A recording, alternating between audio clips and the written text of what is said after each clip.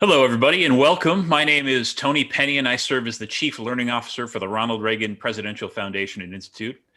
We're here this evening to mark a handful of significant milestones.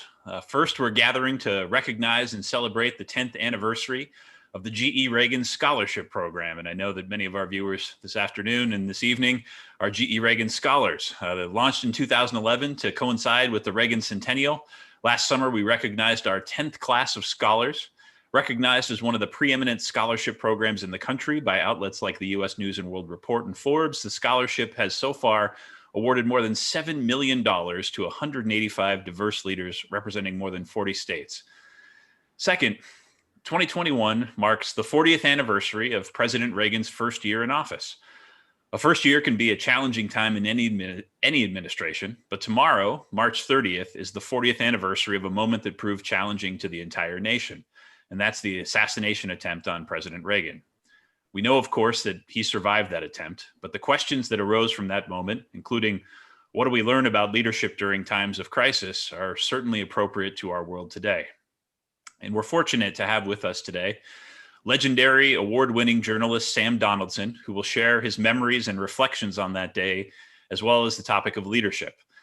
I won't share all of Mr. Donaldson's credentials and awards because we only have an hour for tonight's conversation, but needless to say, he is a remarkable and legendary journalist in this country. He served as the White House correspondent for ABC News, as well as an anchor for World News Sunday, Primetime Live, and 2020, and he received numerous Emmy and Peabody Awards as well.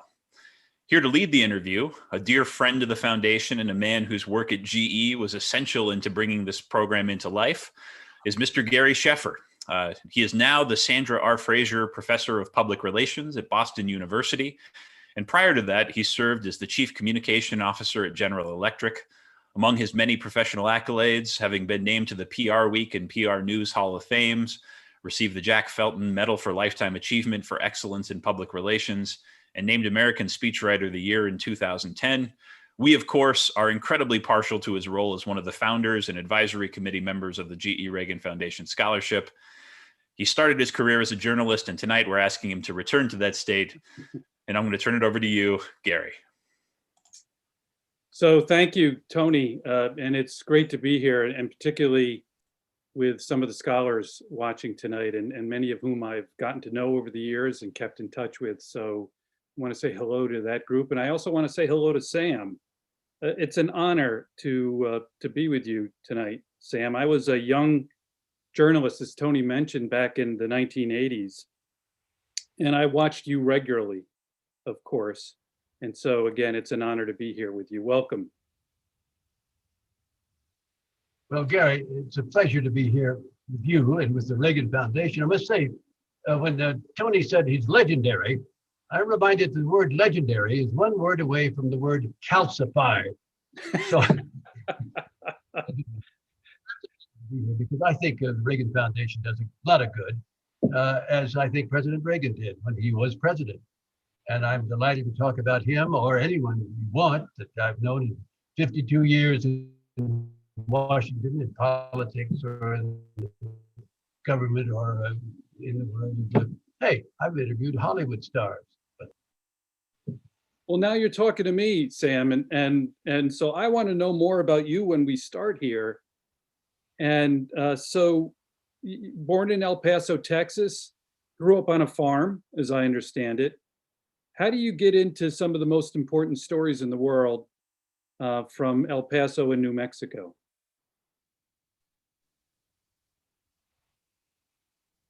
Well, in my generation, I went to a small college. First, I went to a high school in New Mexico Military Institute. Then I went to a college that was called Texas Western in those days. It's now called the University of Texas at El Paso, the same school. And it was not on anyone's map until long after I left it. The basketball coach, Don Haskins, the late Don Haskins, came to the National with his basketball team to fight Adolph Rupp from Kentucky. And he started 5 African-American starters, and he beat him. And now all of a sudden, Texas Western was on the map. How did I get where I got to Washington? Too long a story to tell, except in my generation, we were not terribly ambitious. I knew a lot of people, liked them, and I thought they were really smart, and they went to school with me. But none of them said, you know, in 5 years, I'm going to be in this. I'm going to be in Congress. I'm going to be president. No. Hey, drank beer, had a good time. Didn't care much about politics. Again, this is the early 50s. So none of us that I knew had a plan. I fell into it in a lot of ways. It takes too long to tell. But finally got to Washington, D.C. and was hired by a local CBS station, then owned by the Washington Post, WTOP TV and radio. Right. Yeah. And never looked back until later. ABC News hired me as a correspondent. And then later I began to anchor some of the programs. And it's been a great life of learning, experience. And finally, I understood the news business, which was our job is to bring information to our audiences, whether it's a print or it's radio or television, that we think is accurate. We think we bring facts to them and say, here's some facts in the story you're probably interested in.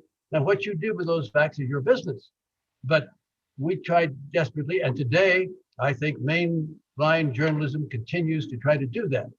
But today, everybody is on the internet with a website telling you that, you know, the moon is made of lean cheese, the Holocaust never happened, John Kennedy was assassinated by a group of people, Johnson. I mean, that kind of rubbish, if it were just something to snort at and look down on, but it's dangerous. And yet I believe in the First Amendment. And it's a problem how you square the two. Anybody gets to say, within certain reasons, of course, no incitement of riot, and we'll test that before too long in the courts, I believe. I think you're right, Sam. And I'm going to come back to that in the foundation that you built for yourself around your own personal ethics in journalism.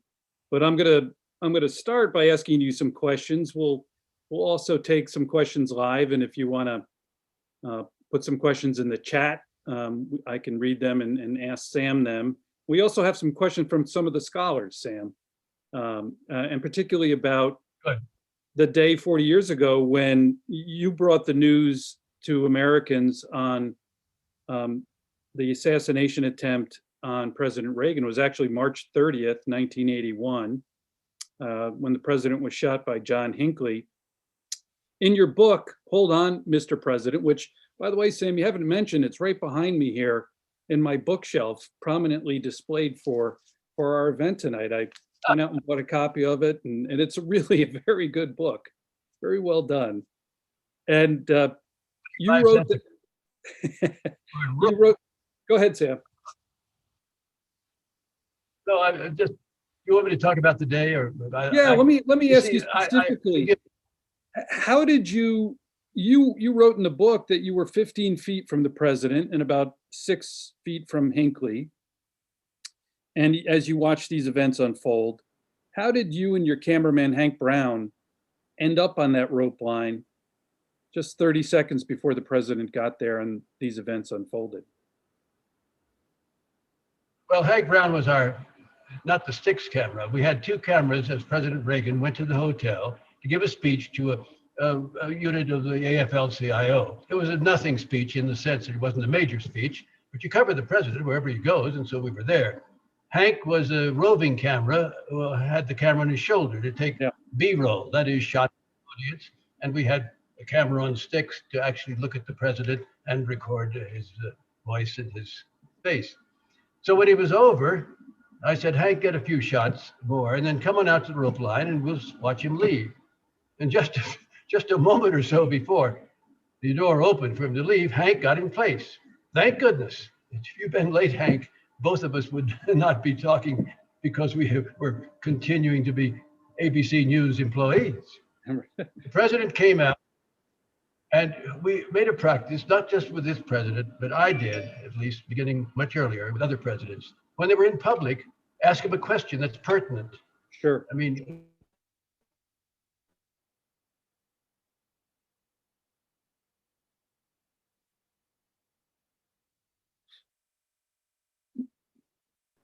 hey, you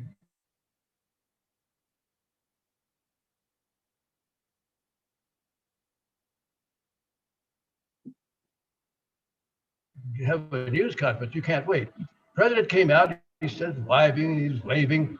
He asked about, we were asking the question, Reagan turned to us as if to answer. And 6 shots right from, later on I had a tape measure, but not that moment, I assure you. John Hinckley Jr. on the line with his pistol, fired 6 times, and he hit 3 people immediately.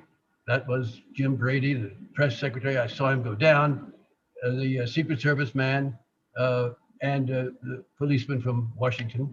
And as we know now, one of the shots, as the great Secret Service lead agent, was pushing the president into the car. The limousine door was open. It was always open when the president was going to run. Ricocheted off of the door frame and into President Reagan's chest. We didn't know it at the time, and of course the car took off, and Jerry Parr, the Secret Service agent, radioed the White House that they've been shooting at the president, but the president, he didn't think, had been hit. They were returning to the White House. At the scene, I immediately, we didn't have, remember folks, the iPhone did not exist in Right. 1991. We didn't have radio communication, and we didn't have the walkie-talkie radios either. So I rushed in and I found a phone, fortunately, right there. No one was there, but it was, the line was good, and I called the office, and immediately got this line that connected all of the important divisions in New York and Washington. And I said, because I have seen the movie Tora, Tora, Tora about 160,000 times, and as two naval officers in Pearl Harbor were going to alert the rest of the command that planes were dropping bombs, they said, this is no drill. So I said, this is no drill, and shots have been fired at the president. I do not know whether he's been hit, but others have. And they immediately put me on radio. And today, because I fumbled around a little bit, I got the essential information. And it's not on the air. 8 seconds. They had a radio. Sam, that day, as you say, it was first thought or first reported that the president had not been hit. And even when, in retrospect, even when the White House announced he'd been wounded, it appears they downplayed the seriousness of his wounds so as not to panic the country. Is that, can you tell us about your conversations that day as the chief White House correspondent about what kind of information you were getting? Well, so the limousine headed toward the White House. But Jerry Parr, the Secret Service agent, saw blood coming from the president's mouth, and it looked frothy. And Parr knew that was a lung shot. Right. That he immediately diverted the limousine to the George Washington Memorial Hospital, which was several blocks away, but within 2 or 3 minutes, because we'd have a police car. We did have a police car. I say I wasn't there, but that saved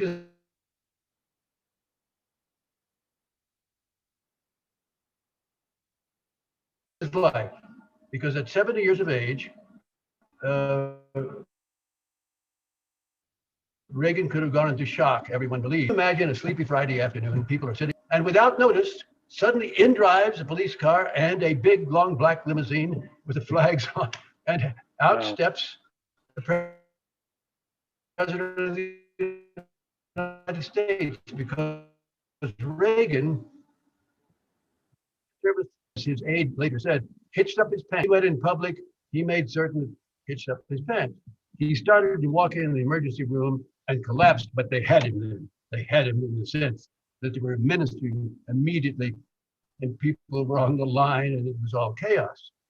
Back at the White House, as you read, I didn't go to the White House once we learned that the president was in the hospital. I missed General Haig, who was the Secretary of State, saying, I'm in charge here, misstating the session, because my rule always was, I was covering presidents was to be where the president, particularly when I learned that he had been hit. Where do I want to be? In the press room at the White House? I want to be at George Washington Hospital. So I spent the day there and got reports from the hospital. And that is something that helped save the Reagan presidency as well as the president from the standpoint of the public feeling. Because I must tell you, Reagan won decisively in 1980, but when sitting presidents are not reelected, it is almost always, think about this past year, that the sitting president is rejected. Not so much that the new guy is, oh, we're thirsting for Ronald Reagan. The country, much of the country suspected he was a warmonger. Much of the country thought he wanted to tear up the Social Security bill, which one time, many years before, he had said he would like to abolish Social Security. So, but he won. Now, in his re-election campaign of 2004, he carried 49 states. And if he hadn't said, I'm not going to visit Minnesota, where my opponent's state is, Walter Mondale, except to stop at the airport one time, he would have won 50. He was so popular. Exactly. Popularity was not his election. It was the way he handled himself that day and subsequently, having almost died from an assassin's bullet. Well, Because along those lines, Sam, his wife comes. Go ahead, Sam. I'm sorry. Okay. No, please. This is awkward to Zoom. I'm sorry. We can't be in. I was going to say, along those lines, we have a question about that day.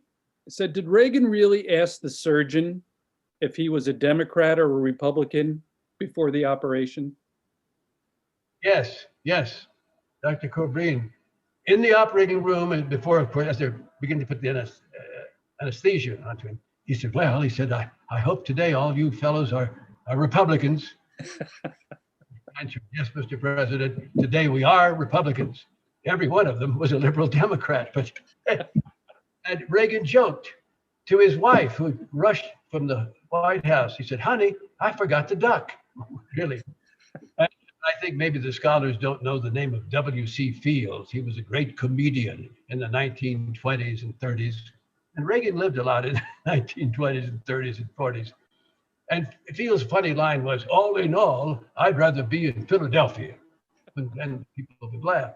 So Reagan said, all in all, I'd rather be in Philadelphia. Here he is, doesn't know whether he's going to live or die, and he's cracking jokes. What a guy. Yeah. Now, Sam, I was going to ask you about your comment about the way he conducted himself. Did you talk to him at that time when he was recovering in the hospital? Did you have any interaction with him when he got back to the White House that you remember a story about? That's different. I was at the White House awaiting his return. We knew he was coming out.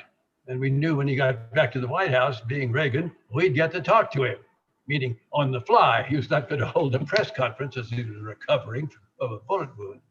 But at the hospital, as he walked out under his own power to the limousine, a reporter yelled at him, Mr. President, what are you going to do when you get back to the White House? And he replied, sit down. Yeah. No, I'm going to sign bills. I'm going to call the president of China. No, I'm going to sit down. What the public saw was a man comfortable with himself, not someone who was afraid. He didn't cry to the please save my life, you know.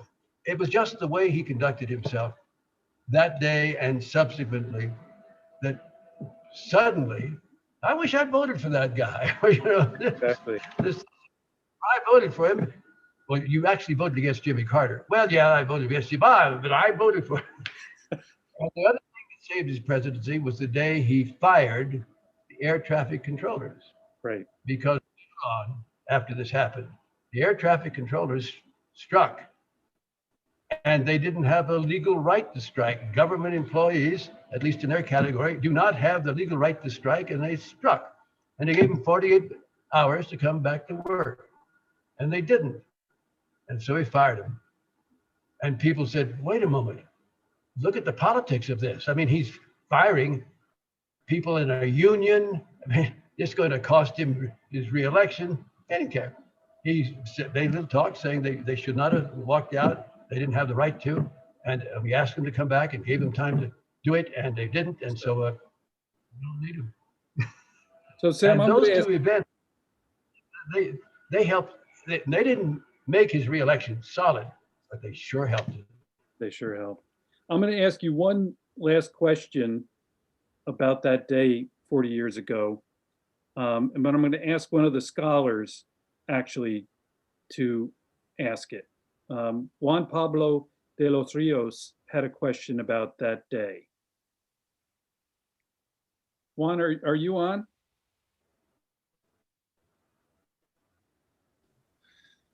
Hello, Mr. Donaldson. It's nice to hear your talk.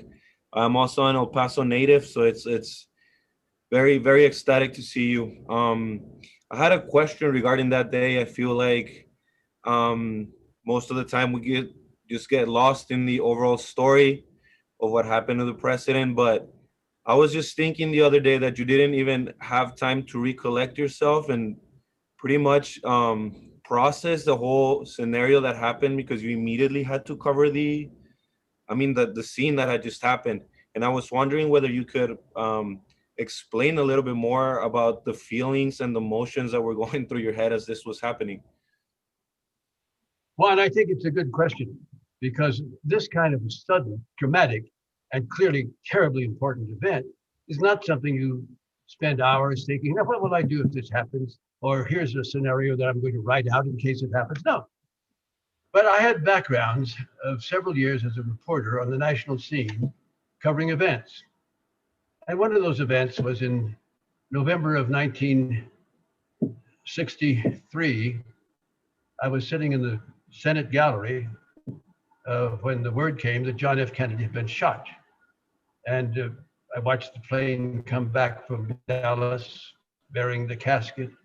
Jackie come down, Bobby, his brother, there, and the new president, Lyndon Johnson. I mean, and all of us felt, and from my generation, it's the most damaging public event in our lives. And of course, we have family tragedies and friends, perhaps, but we still bear it and we still think about it.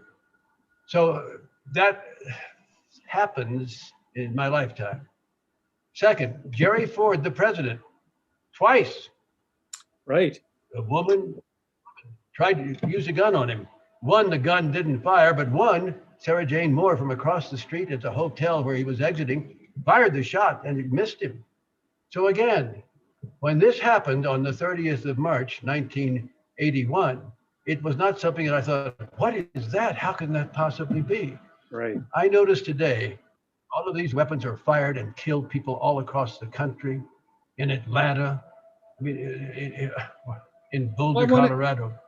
I want to ask you about that. I want to ask you about that, Sam. Right? I thought it was a firecracker. Shot. What? Go ahead. This 40 years after this attempt on Reagan, and we're still struggling to your point about with gun violence in the U.S. And you've written about the need for Americans to reflect on what the nation's founders meant about the Second Amendment of the Constitution. And I read something that you had written fairly recently about that. Could you tell us what you mean by that, Sam? If you look at the Constitution, it lays down things that the founding fathers thought needed to be done in the framework of the three branches of government and in the framework of what they said in the Constitution. But at no point do they explain, well, this is why we put that in, and we want you to understand it. But in the Second Amendment, they tell you why they put it in. They don't just say the right of the citizens to bear arms shall not be abridged. They said a militia being necessary, because that's the way it begins. I've forgotten the exact first words, forgive me, but you'll read it. It's the only amendment that tells you, for instance, there's an amendment which says no cruel or unusual punishment. It doesn't explain what they mean by that and why they think that's unnecessary, but they explain that the reason citizens should not have a government take away their arms is they'll need the arms as a militia force if necessary. Well, the British might come again.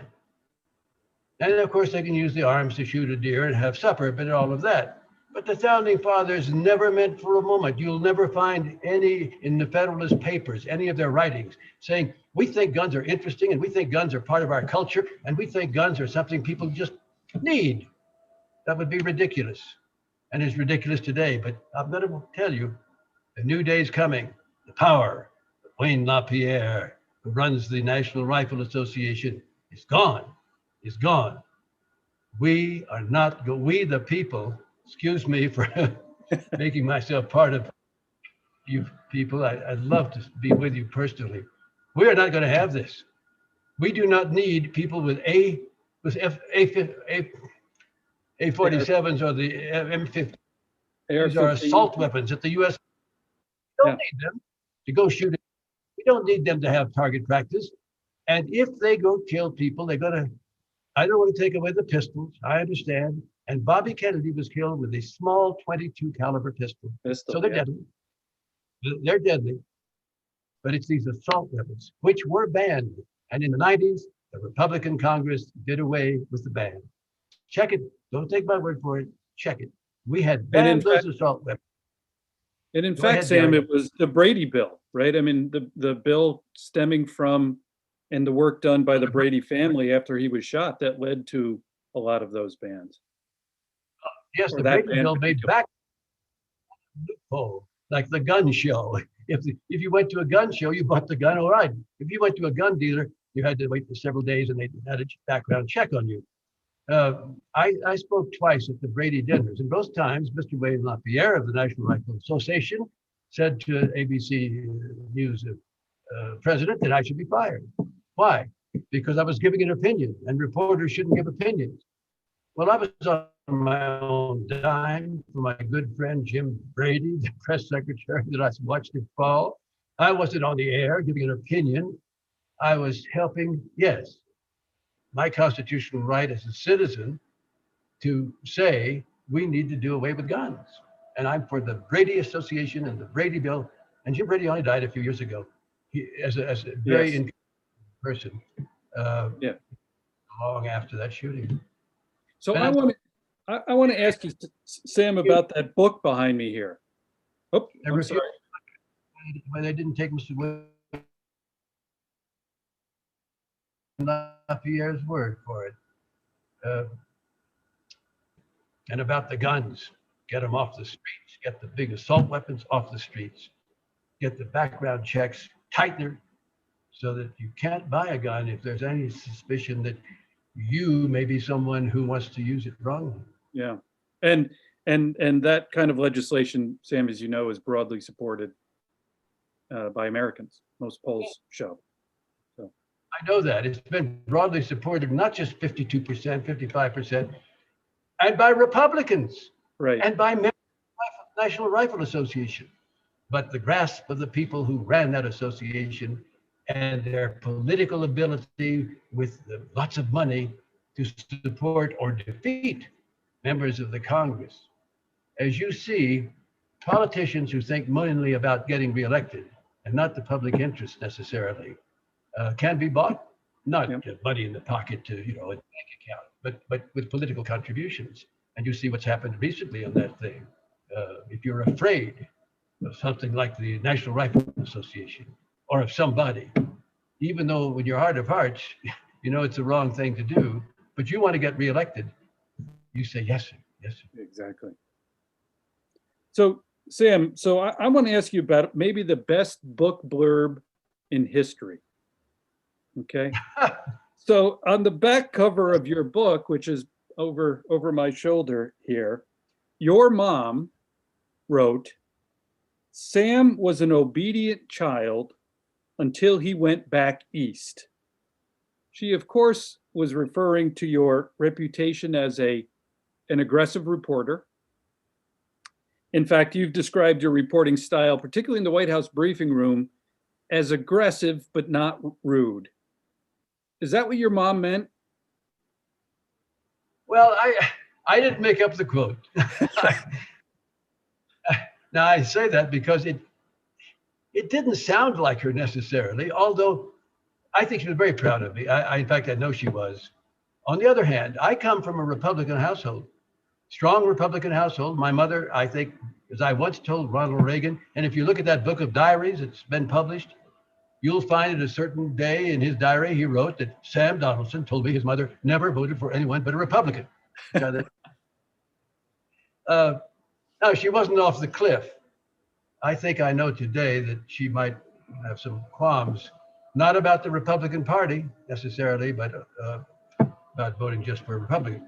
In any event, when she said that, yes, I was credited by a great reporter who's no longer able to verify this.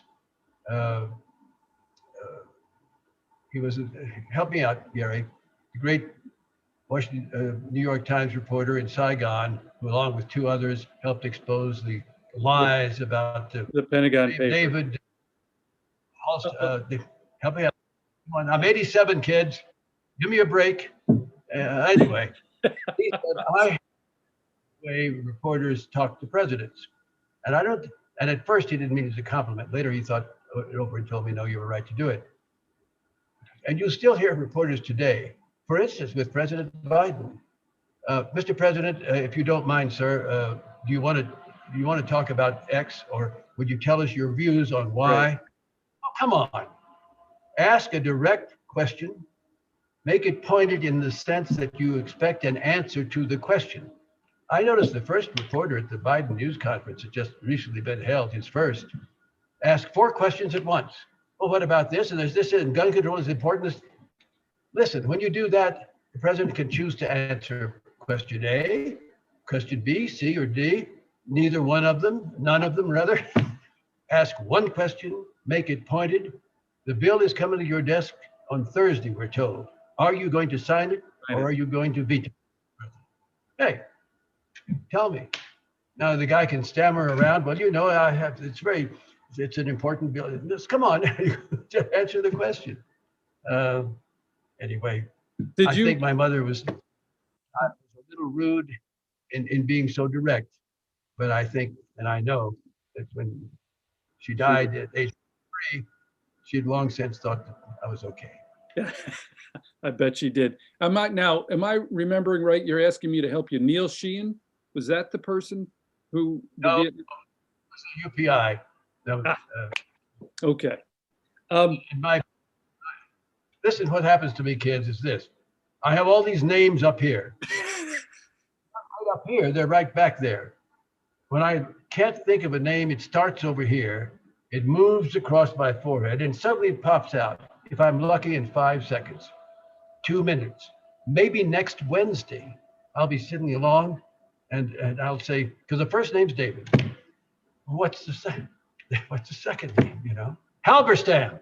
David Halberstam. I told you. Right across my forehead, a great reporter who at first thought I was a little too direct, and I changed for the worst the way reporters ask questions of presidents, and then later said, as time went by, no, you're right. You know, you're right. To say to a president, would you like to tell us, or would you think this is important to say something about, or no, just say it and ask and then listen to the answer. I have the best question I ever asked President. Oh, is there someone with that question? I'm going to ask you a question in a minute, but go ahead, Sam. I want to hear this story. Okay. The best question has 2 questions. The first was, we were still in a very deep recession as the president continued his first term in office. Inflation was being wrung out by the Federal Reserve, and when they got finished, we came back to good times. Morning was in America again. But it wasn't when I asked the question at a news conference at prime time. Columnist said, Mr. President, tonight you blamed this continuing recession on Congress and the mistakes of the past. Doesn't any of the blame belong to you? I mean, he's president of the United States, right? Doesn't any of the blame belong to you? Yes, he said, for many years, I was a Democrat. And the whole nation watched, he went, all in all, I'd rather be in Philadelphia. That is a great story. So I'm going to ask you, so along those lines, Sam, during Reagan's time in office, some of his fans saw you as a nemesis, if you will, Oh, yeah. and wonder why, Reagan gave you the time of day. In fact, the president and you both, there was a mutual respect there. How would you describe your relationship with the president? It's very simple to begin with. He was president of the United States and I wasn't. I was a reporter, and I always kept that in mind. I was not a social friend of his. I was a reporter. He knew me. He recognized me. He could hear me. My voice was pretty loud. And at the helicopter, well, Sam, he got that. And I think there was something, and I used to say, meaning no disrespect to the president, I think it was two hams recognizing each other. For instance, let me tell you a little story, which is also true. One day he was in the rose garden, and he was wearing a suit that I thought I hadn't seen, because he liked a particular type of suit. And in those days, almost every time in public, when the occasion was, he needed to tie it. That's it. And it was, so as he was leaving the rose garden, I said, "Well, congratulations on your new suit, Mr. President." He didn't say anything, and I went back to my office, little coop and newsroom in the White House. And so the phone rang, and an officious operator said, "Mr. Donaldson." I said, "Yes, this is the White House operator, the president for you. Hold on 1 minute." Well, I straightened my tie.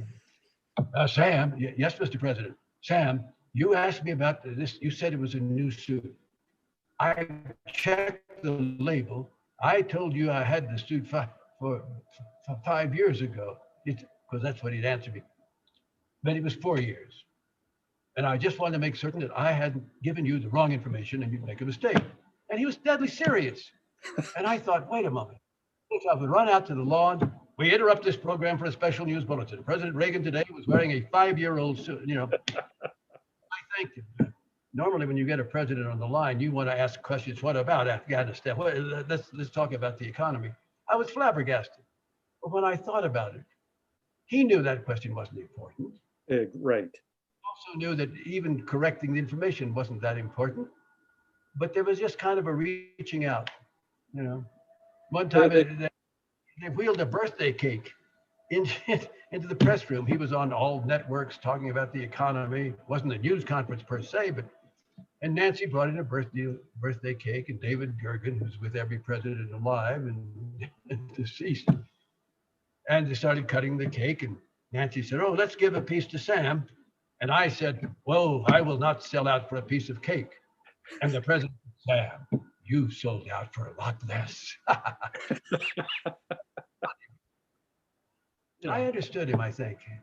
When he first came to the presidency, I was agnostic about whether he was going to be a good president. I didn't know him well. I interviewed him 2 or 3 times on the fly when he was out of office.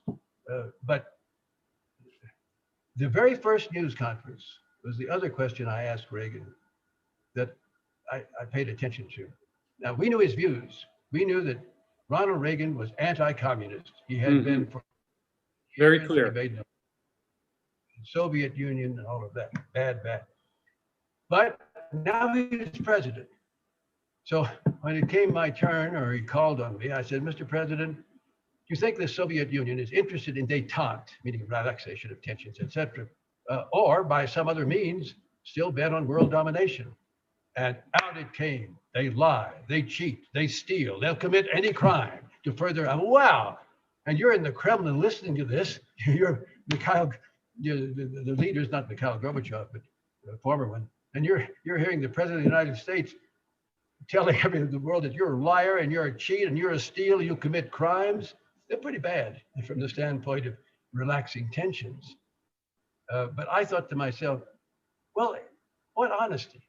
He'd written columns saying, I guess, roughly much the same thing. Now you say, but he was president now. He didn't moderate. He was not a cruel person. In his speech, he did certainly not toward people. I never say, as I think we've been entertained to the last few years, calling names of other politicians or just people. He never did that. don't know if he did it in private with his wife or his best friend, the dog, because he just loved to be in private in the evening with just Nancy. He'd go out and he'd have some people in. He looked convivial and he played the part. But by the time he got to the White House, he wanted just to be with her. As they say today, Sam, he knew how to deliver a message, right? And who he was sending it to. And of course, that's why he was known as the great communicator. I have a couple questions from some of the scholars. Brittany Pike, I believe, is going to ask a question. Aaron, is that right?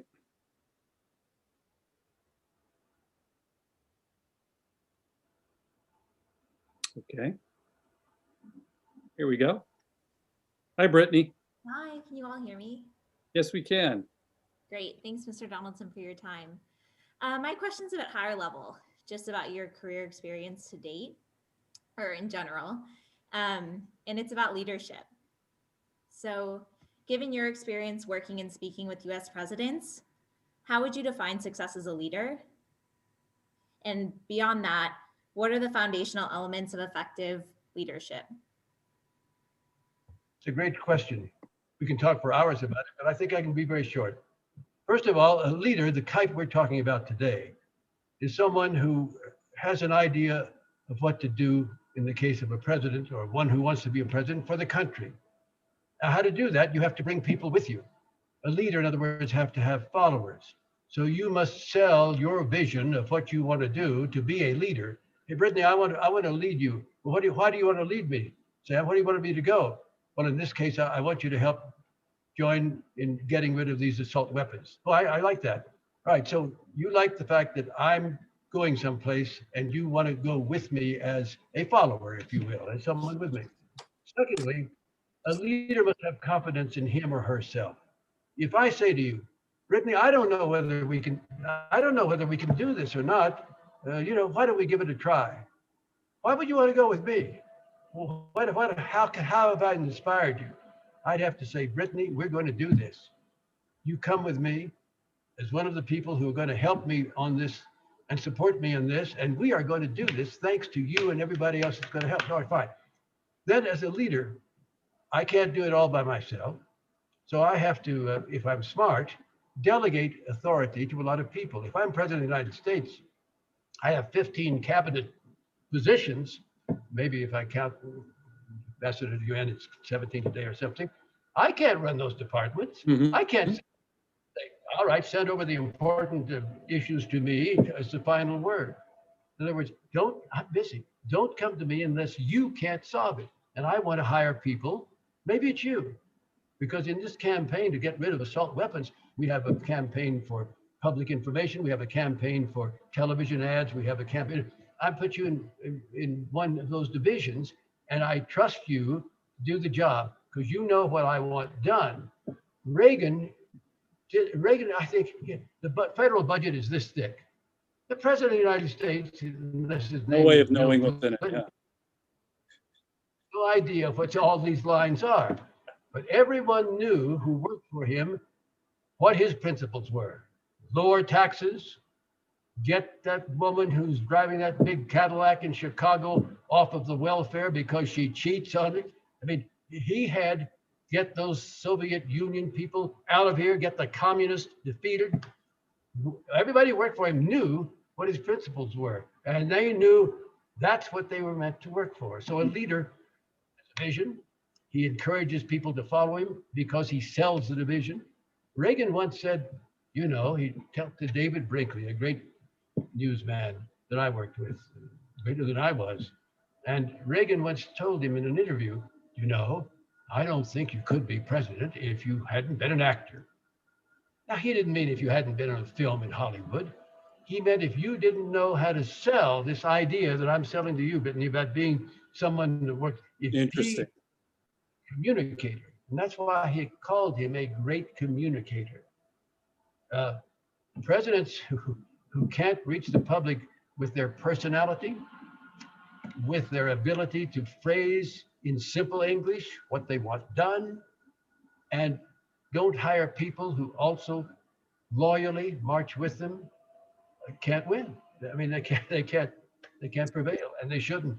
Sam, so in your time covering government politics, who besides President Reagan, one or two people that you consider to be strong leaders? You mean presidents? Presidents or members of Congress, anyone that you particularly thought fit the description that you just made about being able to bring people along and persuade them to act? Well, one of the people that I admire was a man from Texas, Lyndon Johnson, who started out with a presidency that he was the greatest civil rights president for this country since Abraham Lincoln, bar none, including Barack Obama. Of course, had his heart in the right place. Lyndon Johnson, with all the power that he had from the standpoint of knowing how to work Congress, he had been a great majority leader and he knew how to get the votes. He threatened, he begged, he prevailed, he gave presents, he withheld presents, and he got the vote. And with the assassination of his predecessor and the whole country pulling for him, he got through some profound legislation that helped African Americans and other minorities in this country advance toward full equality.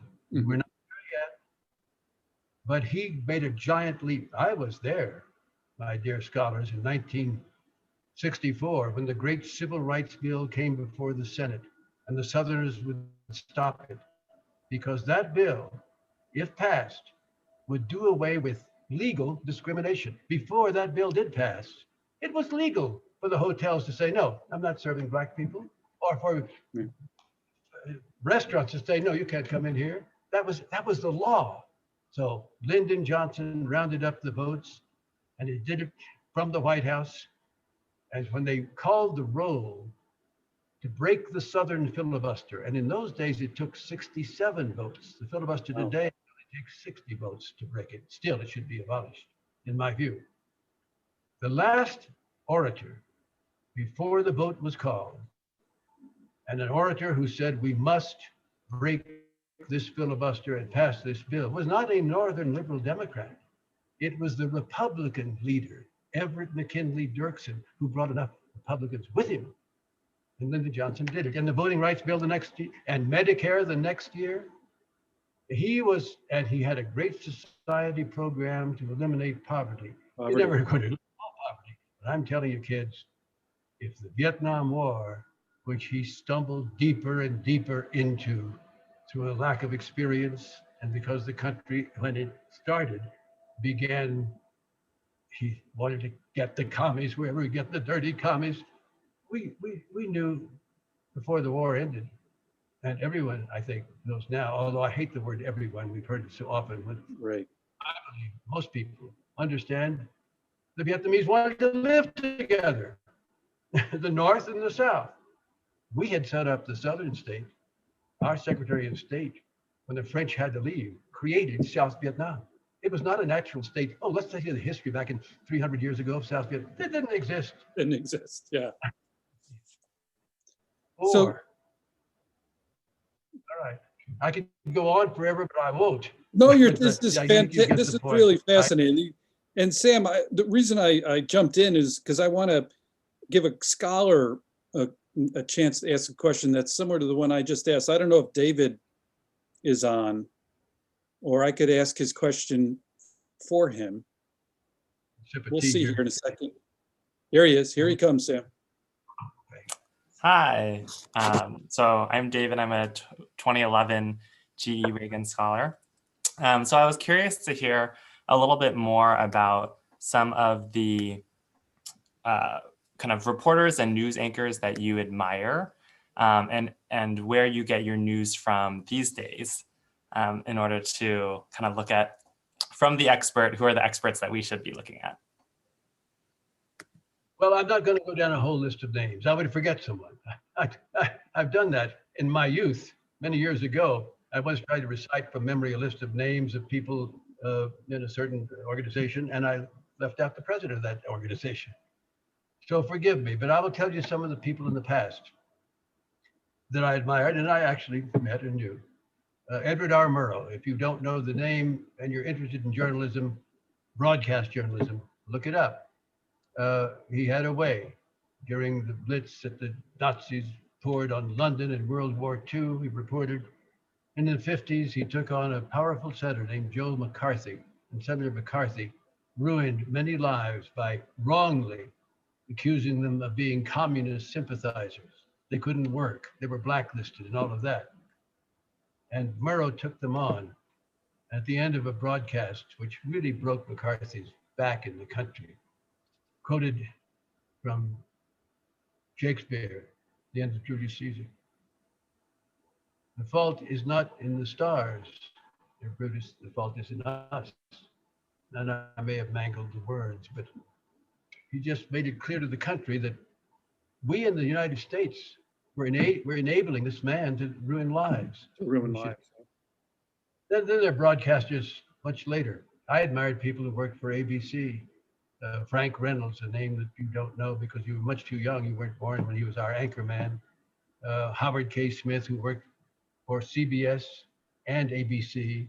When he worked for CBS, he was the principal correspondent for an hour-long program titled Who Speaks for Birmingham? This is 1962. Who Speaks for Birmingham?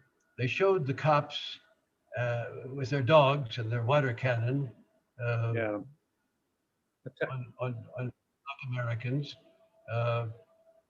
And at the end of the time, he wanted to quote, who was it? I can't remember, but the only thing necessary for evil to triumph is that good men do nothing.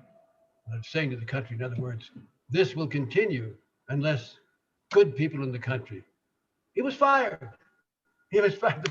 The man who created CBS News said, you're costing us, the Southern affiliates, they want to drop out. You're costing us advertisers. So he came to ABC. All right. These people I admire because here's the thing. In our business, we're not heroes. And we're not people who are going to be on statues and things like that. But the people you should admire are the people who have integrity. The people who won't just carry the news, who won't just carry what anyone says.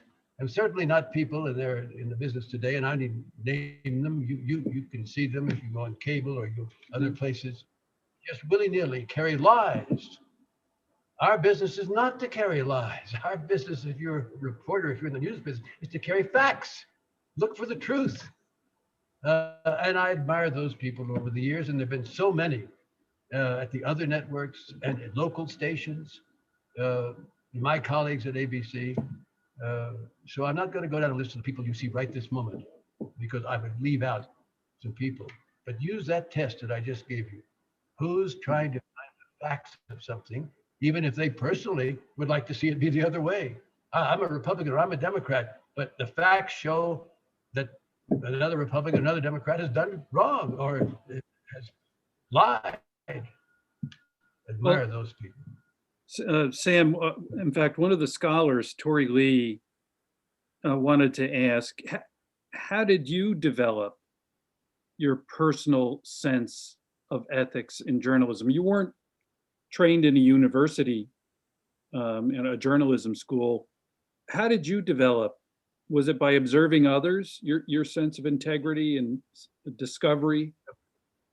Remember, Gary, what I've tried to say should be your code is a code not just for journalists, it's a code for people. My mother, God love her, her husband, my father, deceased. She taught me that. She didn't sit down, now here's your code of ethics, but by her example.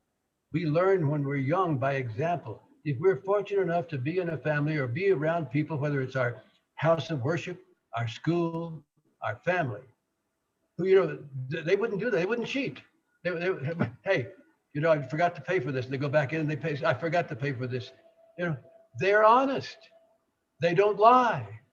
So if I learned it, it wasn't that you're right. I never went to journalism school. It wasn't a journalism professor said, now you should look just for the facts. And if you find something that's a lie, you should expose it. I didn't have to be told that. Now I had to learn the business, and I had to learn how to do it. And I made mistakes in it. And some of them were not whoppers, but I regret them. Let me tell you a little story. I know I'm running on and on, but It's fascinating, Sam. Go ahead. covering the Watergate Committee in the Senate in 1973, the country was intensely interested. This committee had been set up to try to get to the bottom of who was responsible for this Watergate burglary. And the former legal counsel of the president, Mr. Nixon, came and said, the president is covering up. Well, it's just, yeah, okay. So I was part of that. And one day I had an excellent source who said, you know, we're going to call Mr. X before the committee because we've got him on his dirty tricks.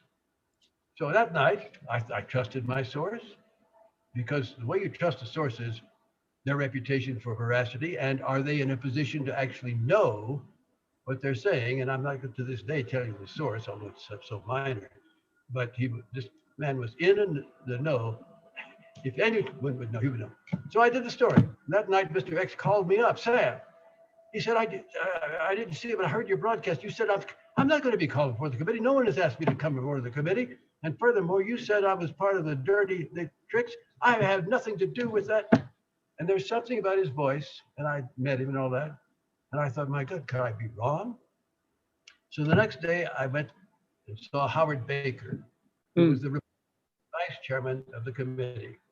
Sam Irwin from North Carolina. The committee would come to order, was the chairman. The Democrats were in control of the Senate. But Baker was a good guy, and we all trusted him, we liked him. And I said, Senator, help me out. Mr. X called me, he said, you're not going to call him. I'd like to do a retraction. He said, Sam, I'd like to help you, but we have taken an oath, really, in the committee.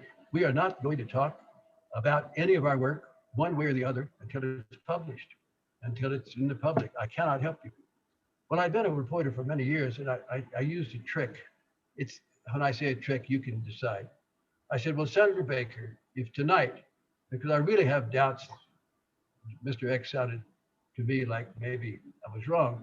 If I go in and retract that story, would you have a problem with that? He said, no, I wouldn't have a problem with that at all. I retracted the story, and it was not true, and I'm glad I retracted it. And I'm sorry that I believe Mr. X in the first place. But you had relationships with people like Senator Baker that you knew you could trust. Yes. So Sam, this has been fascinating. I think we've run out of time, unfortunately, because this really is fascinating. And I'm happy to be a part of it and to get to know you a little bit tonight. It's really beyond your book. It's really been so nice. And I want to thank the Reagan folks for asking me to be a part of it. I want to say good luck to all the scholars and to in both their studies and in their careers these days, now that a lot of them are out of their colleges and universities. And Sam, I'll give you the last word. Well, I like the last question, and I'll elaborate just a word. Remember, and this is about your life. I'm now being father philosopher or something, not just. You have to live with yourself. You know, when you're telling the truth, and when, hey, I've lied in my lifetime. Not in my business here, but you know, when I was younger, particularly, I'm not proud of it. But you know when you're telling the truth and you're not, and you know when something should be done that would be right, that would help other people, but it will cost you. But it's the right thing to do. Do it. You'll be so pleased with yourself. As a man I once knew named Hubert Humphrey, you'll be pleased as punch because you've done the right thing. You can look in the mirror and say, you may not have a lot of money. You may not be the handsomest guy. I have said that often. But boy, you have some integrity that you can live with and that people will understand and they will appreciate. So you do that. Bye. Terrific. Great words to end on. Thank you, Sam. Thank you, Gary. And thanks to the Reagan Foundation and to the scholars. I wish we had been able to do this in person. It is so much easier. And it's easier to shut me up. I don't want to do that. This has been great. Thank you.